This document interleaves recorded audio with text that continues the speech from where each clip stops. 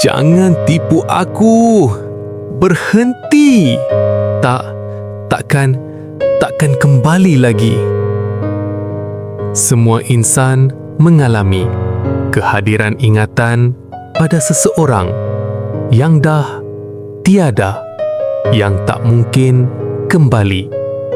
Tanpa sebab, tanpa amaran, tiba-tiba terasa rindu datang. Kenapa? Minda insan itu tidak menyimpan memori seperti fail di pejabat. Setiap kenangan disimpan bersama emosi. Suaranya, senyumannya, caranya memanggil dirimu.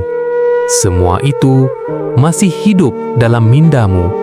Dan bila sesuatu mengingatkannya pada mereka, lagu dan irama, bau dan aroma, tanah bumi yang disentuh, otak akan aktifkan semula kenangan itu. Seolah-olah mereka masih segar hidup, bahagia seadanya. Sebab itu, rindu itu terasa begitu nyata. Bukan kerana mereka masih di sini, sebab mereka pernah menjadi sebahagian dari kehidupan dirimu.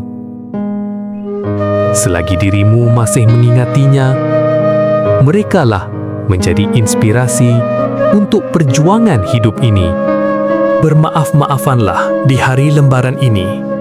Ingatilah dan berdoalah untuk mereka.